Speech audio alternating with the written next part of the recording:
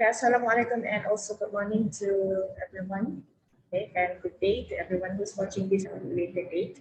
So for today's session, I'll be covering on the topic of cover letters. Okay. So for this topic especially, since we have already learned about the format of writing a formal letter, so we will now make use of the skills into writing a cover letter. Okay, essentially, it is a good news because in terms of the content of a cover letter, it is actually considerably, there cannot be any wrong part of a cover letter and also a CV because you'll be writing about yourself. But what you need to care of is what you will be writing on the cover letter and also what information do you want to deliver to your potential employer, as well as how you can persuade in writing form about your interest to work for the company. So you also have to introduce yourself in the letter, in the cover letter, as well as to formally request for an interview or request a meetup or request a discussion, okay, a discussion with the company that you are interested to apply it. So essentially, there are two different types of cover letters. So the first one is what we call the solicited cover letter, and the second one is the unsolicited cover letter. So let's have a look at how these two are different. To remind everyone that they are both cover letters. Okay. All right. So for solicited cover letter, solicited means you know exactly where you are applying to. You know exactly where you are applying to. You know the name of the company. You know the location of the company, and you know what position that you are applying for. That is solicited. So you specifically request to send in a cover letter to that specific company that you wanted. So you may have aimed or you found the job advertisement or you are interested to apply to the company. So you send them a formal cover letter, okay, directly to the hiring managers of the said company. Okay. The situation is, however, different when you submit an unsolicited cover letter. Unsolicited cover letter means that you send in with the interest of working. You submit the cover letter with the interest of working, but you may or may not know the position that the company is offering, or you send the unsolicited cover letter to let them know that you are interested to be called into an interview. Okay, so in a situation where an unsolicited cover letter makes sense is imagine yourself at a career fair. Okay, imagine yourself as a career fair where during the career fair there are 50 individual companies there that is hiring or that is it's a career fair, so they offered positions, they offered a place, or they are interested to take in new applicants. So in this situation, if you are going to that career fair and you aim to maybe visit all of the booths and then apply to all of the 50 books, okay, or perhaps if you aim for like a few, maybe 10 or 20, well, who knows? So you wanted to try to as many as you can. You wanted to try for as many as you can, but it wouldn't actually be practical for you to type in one cover letter, one company, print it out, second cover letter to the next company, print it out, print it out, print it out. And for a physical career fair, usually they would have one pigeonhole or a drop box where you can physically submit your cover letter and CV for them. Hence, the content of unsolicited cover letter is general. So you basically tell them you are interested to work, you tell them your qualification, and the last part of the letter, you mentioned that you would be grateful if they call you in for an interview and sign it off with a thank you as usual, and then a signature. So there isn't even a specific recipient. You can mention the salutation as to whom it may concern. So this type of unsolicited cover letter does not have a specific person as a recipient. So it could be a representative of the company. So anyone from the company who received the letter can actually view at your application. And if they felt that, oh, this person's qualification actually matches with the position that we are offering. So they could be making you a phone call or email you and call you in for an interview. That the purpose of an unsolicited cover letter. So you do not have to put the recipient's address. So you just mention that you are interested. Okay, from your part as well, you don't have to specifically mention what is the position that you are interested in, but naturally from your qualification, if let's say you graduated with Bachelor in Early Childhood Education, or if you graduated with Bachelor in Human Capital Management, or if you've graduated with Bachelor in Culinary Arts or Electrical and Engineering. So naturally, that hints to what position that you are capable of doing.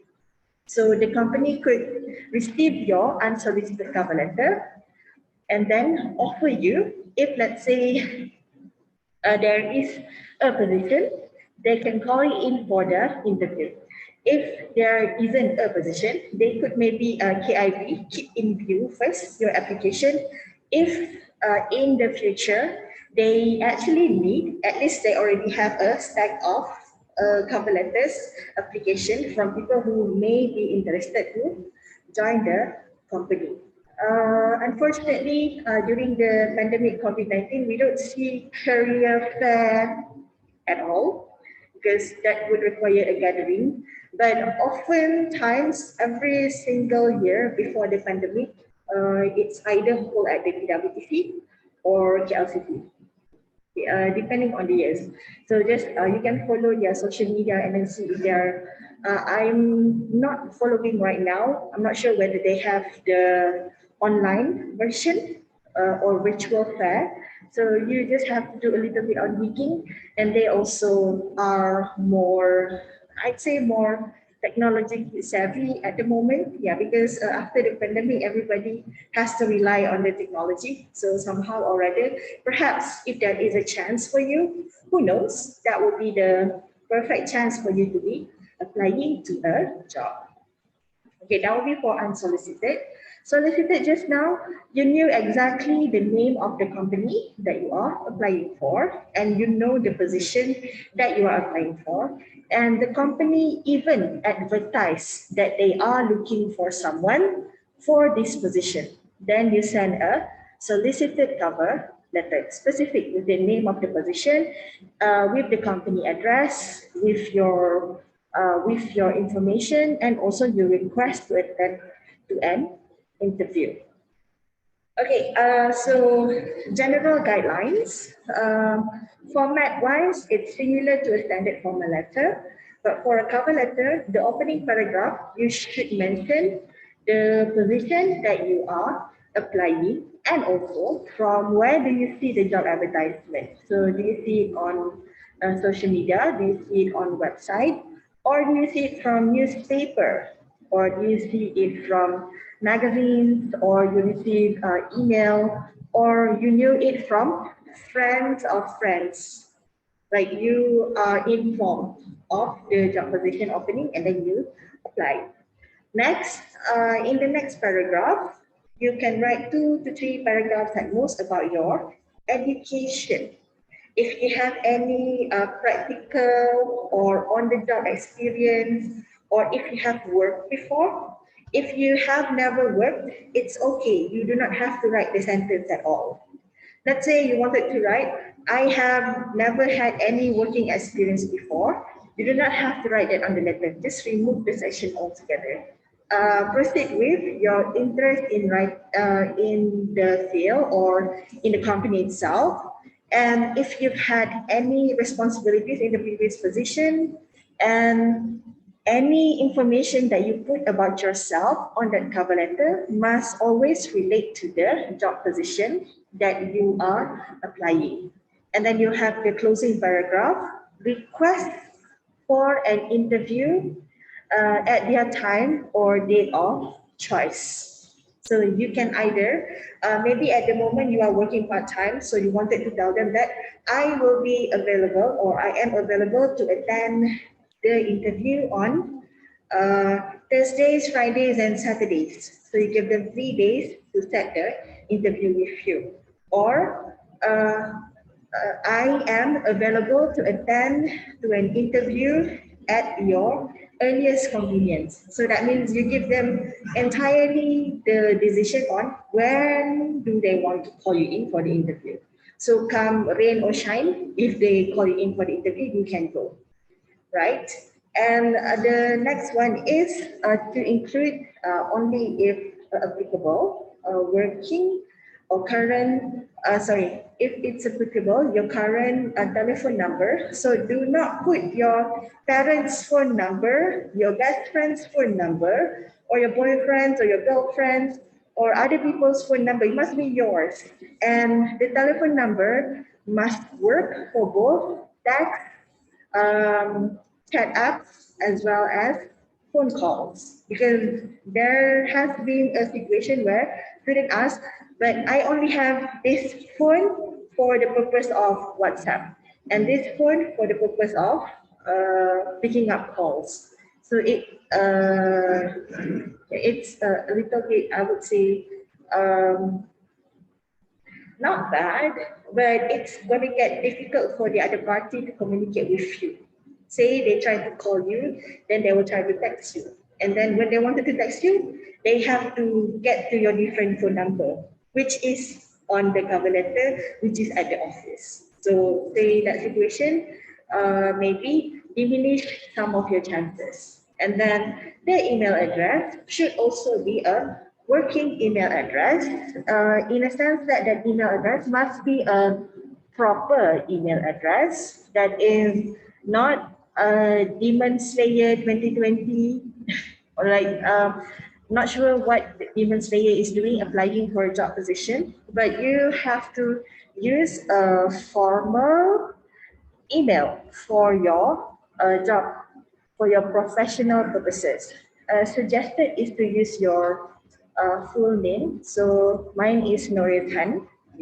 And even my email for this corporation as a lecturer is norithan at msu, because I'm in education.edu.my. This is my formal official email. Okay. And for my personal usage, the ones that I use for Google Classroom, okay, that you've seen me, so that it also started with norizan@gmail.com. So you may include numbers, 5, 6, 7, 8, or you may include numbers, any numbers that can help you remember your email, and it is also should be corresponding to your cover letter. Okay. If in your cover letter or in your CV, you have already put your name as, let's say, oh, Emmeline's here. So let's say I put now, the CV's name is Emmeline Wahida at gmail.com or Emmeline_Wahida 2022 at gmail.com. Say that is formal formal way of writing the email. But imagine if what I see on the CV is Emmeline Wahida, but the email that I am typing is the Princess Honey Bunny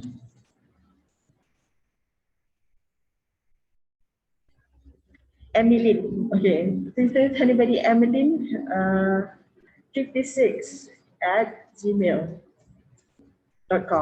And from my point of view of a recruiter, ni Honey Bunny Emmeline, which one So is this Emmeline Wahida or Nurul Emmeline or Siti Emmeline? So I wouldn't have known that, oh, who is this Princess Honey Bunny is. Okay? And it's like adorable name like that. Okay. Or even sometimes people use reckless names for their professional purposes. Okay. No hits on the cats, but you can see like furry, furry boy girl, cat names or of any kind. So do not use such email. Okay, do not use such email for your job application. So it's gonna get really hard for me to find out who strikerguy90@gmail.com versus maybe the actual name is like Muhammad Hafiz. Say, okay, so use a proper email address and it should be the working ones where they can communicate with you. Lastly, always end it with a thank you. As it is with every letter that you write, regardless of the purposes, say thank you. Thank the recipient for giving you the opportunity to apply, for spending their time to read your application, or for the opportunity to be called in for the job interview itself. So thank them. And following that, this is the example of an opening paragraph. And because you are writing on behalf of yourself, you're writing for you, you can use the pronoun I. I. You can use the pronoun I to talk about yourself. Followed by a body paragraph to state your education, your work experience, and then provide the name of institution where you have been trained before or where did you graduate from. Followed by your full name of the course and also the degree. Full name of the course and the degree. So people can recognize that you are an applicant, okay, and this is your qualification. And even for graduating student, include them as well. Okay, next, you must enclose together your CV, attach and close your CV and request for the interview. Express your willingness to meet the interviewer. Tell them on which day that you are capable of attending the interview, or tell them that you are available anytime to meet for the interview. And then to explain how the employee can reach you, either through your email, through your phone number, through text messages, or you can call them. So give them all of the options. And then absolutely do not write your salary expectation in the cover letter. It's too soon to be talking about salary at this point. You are still applying to get to the interview. So it's not wise to include the salary. And even during the interview, when asked, it's better for you to give a range of salary rather than exact number. So you can say that you are interested to receive between 2,500 to 3,000, for example. So you give 500 ringgit in between, so from 2.5 to 3,000 to 3K for your expected salary. Give them a range, and that is during the interview. Okay, do not write it in the cover letter just yet. Too soon to be talking about it. Okay, other things includes the do's and the don'ts. To keep it short and simple, one page is sufficient. Okay, between 2 to 4 paragraphs and covering only the most important information. To keep it professional, do not attempt to make jokes through the cover letter, and to always use professional tone and manner, and also save the charm for the interview. To personalize it, okay, and show that you know about the industry, you know about the position, and also what kind of recruitment that you are expecting for. And the next notes, do not be repetitive. You can highlight your strongest point, but do not keep on repeating the information. So let's say in the beginning paragraph, you mentioned that you have graduated with the pointer of 3.75. And then in the second paragraph, you mentioned again, as a Dean's List recipient, I am also capable of maybe. And then for the third one, even though my CGPA is at 3.75, I am also active in doing activities in my university where I join clubs, societies, etc. Full stop. So the same information about your CGPA is repeated on every paragraph that is there. So surely that is one of your selling points, but you don't have to keep on repeating the information over and over again. Once is sufficient. Move on to the next point.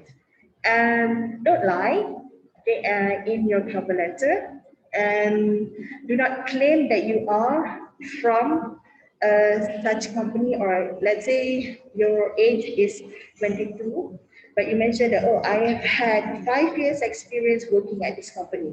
What? So you start working at 18, 17? So may or may not be true. So what the company can do is they could just simply make a phone call and then ask to verify the information that you provided. They will not accuse you of anything. So at best, noted. Okay, next is try to not make any errors in terms of the grammatical spelling or poor command of English. Get somebody to proofread your letter, because sometimes we don't see the errors that we make. So other people, when they read your letter, then they will notice. But you yourself, we overlooked the errors that we made. Okay, and lastly, don't go against the grain, where don't try to attempt anything that is too wild, just say that it's wild, in terms of the appearance, physically, and the formatting of the letter. This is not the time to be using the Shakespearean English to write the letter, or this is also not the time for you to be printing the letter in a I would say in a thicker piece of paper with borderlines that has gold or silver decoration, and then the design, or don't use anything that is with too much color even for the cover letter.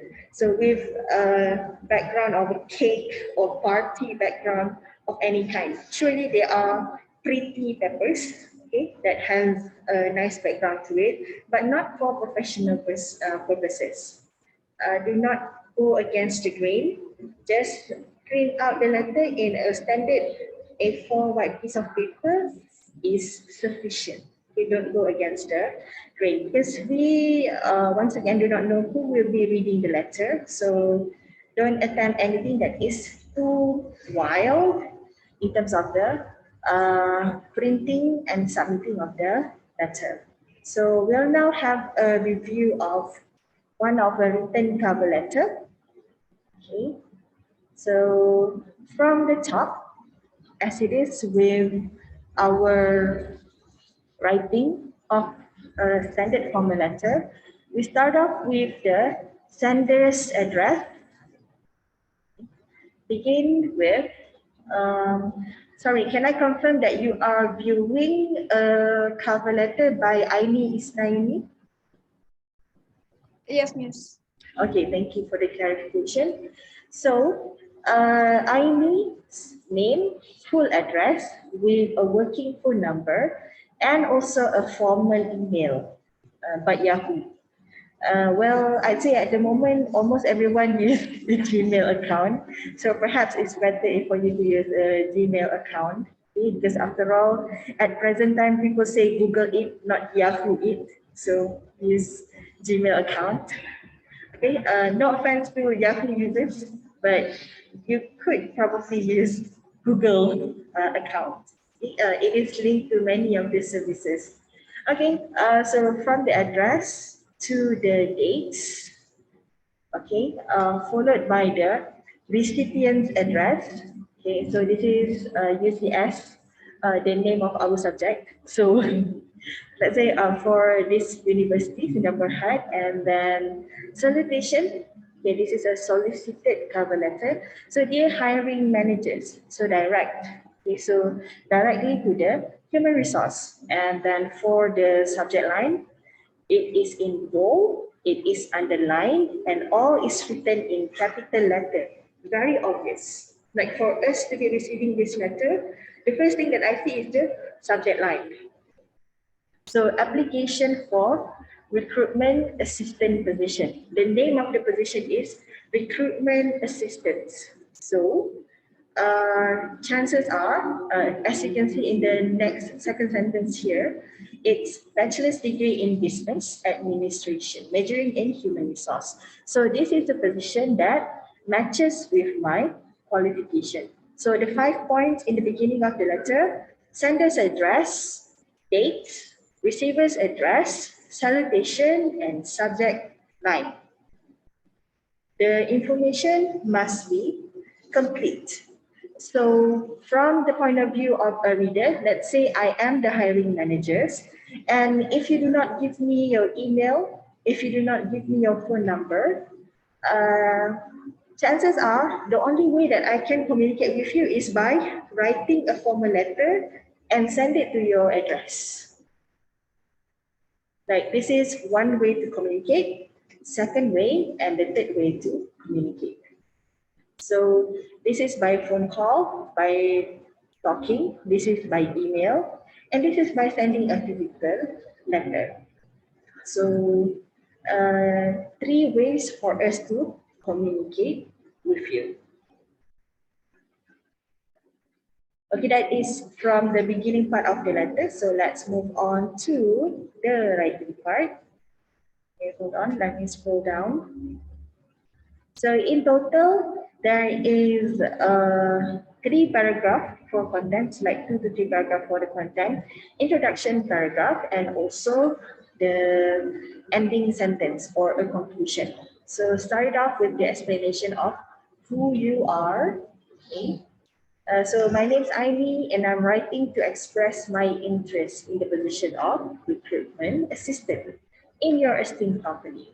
So recently you mentioned that you have obtained your bachelor's in human resource capital management from this university, and this is what you would like to do, okay, to proceed to the to bring into the company skills, commitment, and also knowledge. And so you also mentioned that throughout your education. So this means that you have learned about recruitment, you've learned about workforce organization, you've learned about personal training and also compensation, as well as the legal provision or other labor concerns. So these are all words or keywords that is relevant to the job position, recruitment. If you are going to become a recruiter, you must know about the legal provision, you must know about labor laws and concerns, you must know about compensation, training, and also things related to the manpower recruitment. Okay, next, proceed to your internship experience. Okay, and then tell them what you have done during the internship. So here, this person ended with, human resource management is my calling. So you are absolutely interested in human resource. And lastly, talking about your achievement during internship. So this is very much focused on the internship experiences. Okay, so you mentioned good rating. So this is what have been done. So you talk about your expertise, and lastly, you ended with, you have a kind of enclosure or attachment for additional details or for more information. Please review my resume attached with this letter. So you tell them that there is an attachment or there is an enclosure. So end it with a thank you. A lot of people forget this basic courtesy of saying thank you. Okay, so thank you for taking the time to consider. Okay. Another common error is assuming that you are already hired. Okay. So do not write sentences in a cover letter such as I can start Monday, meaning you have already assumed that you got the job when what you wanted to do is for them to be considering the application. So this is a hint. I look forward to hearing from you means that I would like to receive a kind of feedback from the company. Either they can call me in for an interview or they could make a phone call for me and arrange for a kind of discussion.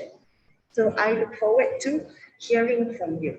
So whichever the action is, you would like to meet them and have a talk. And with the ending, your sincerely signature and your name. Okay, there isn't a need for a position here just yet. There is no need for you to put position because you are well applying for the job. So not needed, I'd say. Next, using a different one. Okay. So you do not need to mention your position after the name, but what you can add on here is an enclosure notation, EMCL, where if you have attached or if you have enclosed your CV, so you mentioned that there is a CV or there is a resume, so enclosure. So from the recipient's point of view, they know that together with this cover letter, there is a CV. Okay, so in terms of the reviewing towards the ending of the cover letter, you have to include a thank you, looking forward to hearing or of any kind